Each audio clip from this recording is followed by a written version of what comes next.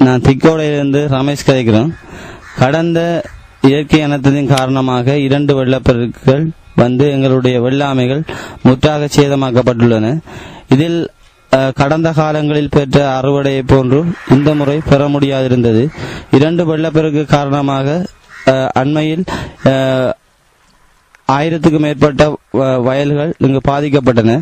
அதில் வந்து சில வயல்கள் முற்றாக சேதமடைந்து வெட்ட முடியாத நிலையிலும் இருந்தது.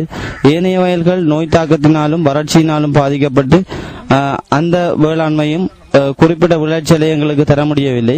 இதனால் எங்களுடைய வாழ்வாதார பொருளாதாரத்தில் மிகவும் பாதிப்பை ஏற்படுத்தியிருந்தது. அதேபோன்று தொடர்ச்சியாக சிறுபோக வெள்ளாமை செய்வதற்காக நாங்கள் ஏற்பாடு செய்திருந்தோம். அதற்குரிய வித நெல்லை பெற முடியாத கட்டத்திலும் நாங்கள் இருந்தோம். கடந்த வருடம் சொந்தமாக 10 ஏக்கர் வேளாண்மை செய்திருந்தோம். எங்களுக்கு 1 ஏக்கருக்கு 30 மூடை வீதம் அடிச்சது. ஆனா இந்த வருஷம் 1 ஏக்கருக்கு 1 மூடை என்ற வீதத்திலும் எடுக்க முடியாமலும் எடுத்தும் இருக்கின்றோம். அப்ப பாரிய நட்டம் எங்களுக்கு ஏற்பட்டு இருக்கின்றது.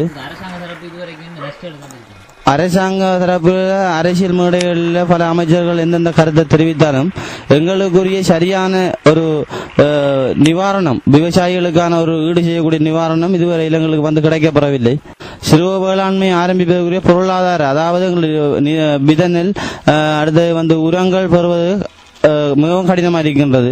வீடுகளில் இருந்த உரங்கள் கூட வெள்ளப்பெருக்கினால் அடித்து செல்லப்பட்டு விட்டது. அரசாங்கம் இந்த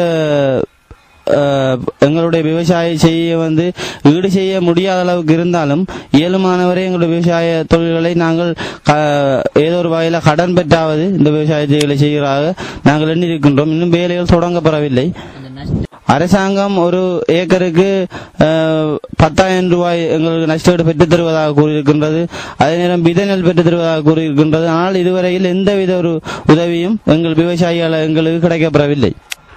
அரசாங்கம் தந்த உரமானியத்தை தவிர 350 ரூபாய்க்கு நாங்கள் அதுக்கு வரியை செலுத்தி தான் அந்த உரமானியத்தை பெற்றிருந்தோம்.